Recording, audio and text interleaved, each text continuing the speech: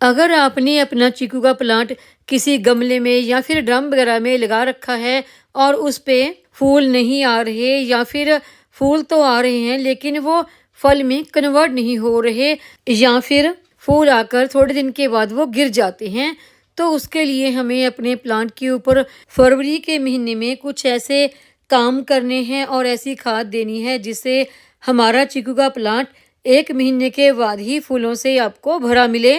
वो कौन कौन से ज़रूरी काम करने हैं और कौन कौन सी खाद देनी है, तो आज की हमारी वीडियो इसी के बारे में होने वाली है। नमस्कार दोस्तों, मेरे चैनल पर आप सबका स्वागत है। चीकू का प्लांट अगर आप किसी गमले में, ड्रम में या फिर ग्रो बैग वगैरह में लगाते हैं, तो अगर आपका प्लांट ग्राफ्टेड है या फिर एयरलिंग से तैयार है, तो ऐसा प्लांट आपको 1 साल के अंदर ही फल देना शुरू कर देता है।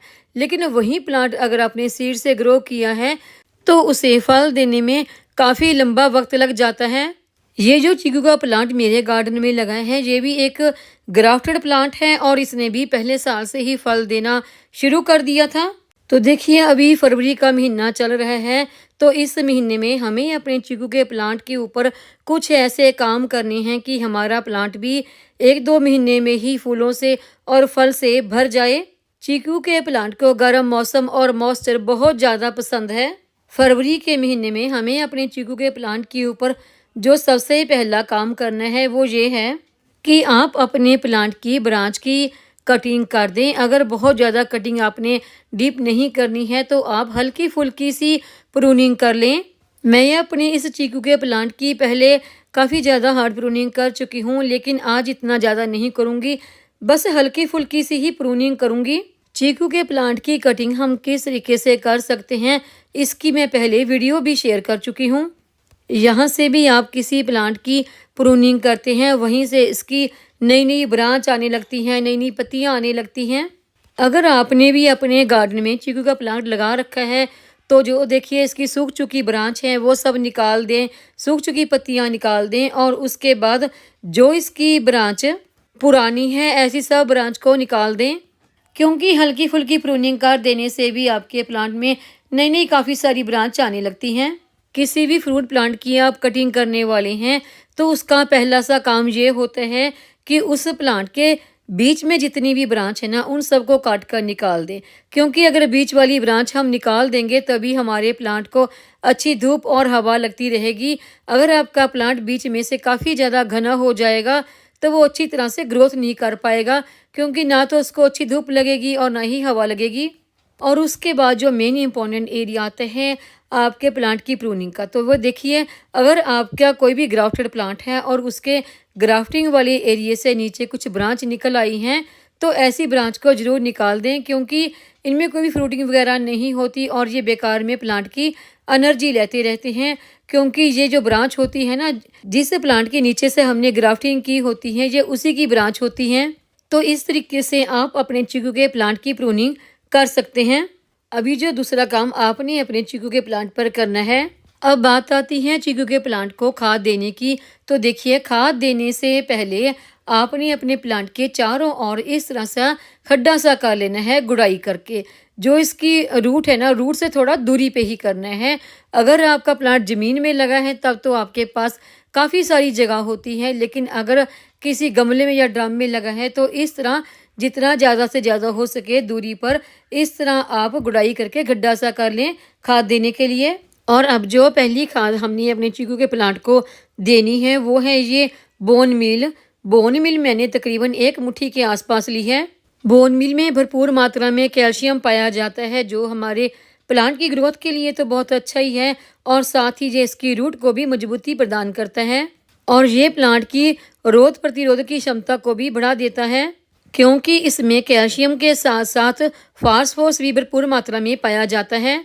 और जो अगली खाद मैंने ली है वो है ये सीवीड। ये एक माइक्रोन्यूट्रिएंट होता है, इससे हमारे फूल का साइज भी बड़ा होता है और फल का साइज भी बड़ा होता है। जब आपके फूल कई दफ़ा आने के बाद गिर जाते हैं, फल में कन्वर्ट नहीं होते, तो इसके इस्तेमाल से हमारे जो फूल हैं वो फल में कन्वर्ट भी होंगे। और जो अगली यानी कि तीसरी खाद मैंने ली है वो है ये लकड़ की राख। लकड़ की राख का इस्तेमाल करने से हमारे प्लांट पे फूल भी ज़्यादा से ज़्यादा आएंगे और वो फूल फल में कन्वर्ट भी होंगे और फूल गिरेंगे भी नहीं। ये लकड़ की राख मैंने तकरीबन 1 मुट्ठी के आसपास इस्तेमाल की है। और अगली खाद ये मैंने ली है वर्मी कंपोस्ट। इसकी जगह पर अगर आपके पास पुरानी गोबर की खाद है तो आप उसका इस्तेमाल भी कर सकते हैं, लेकिन ताज़ा गोबर की खाद का इस्तेमाल ना करें, क्योंकि उससे हमारे प्लांट में कीड़ा भी लग सकता है और उससे हमारा प्लांट मर भी सकता है। गोबर की खाद अगर इस्तेमाल कर रहे हैं तो पुरानी ही करें, लेकिन मैंने यहाँ पर वर्मी कंपोस्ट का इस्तेमाल किया है। और ये जो मैंने यहाँ पर वर्मी कंपोस्ट का इस्तेमाल किया है, ये मैंने तकरीबन 1 से 1.5 किलो के आसपास ली है।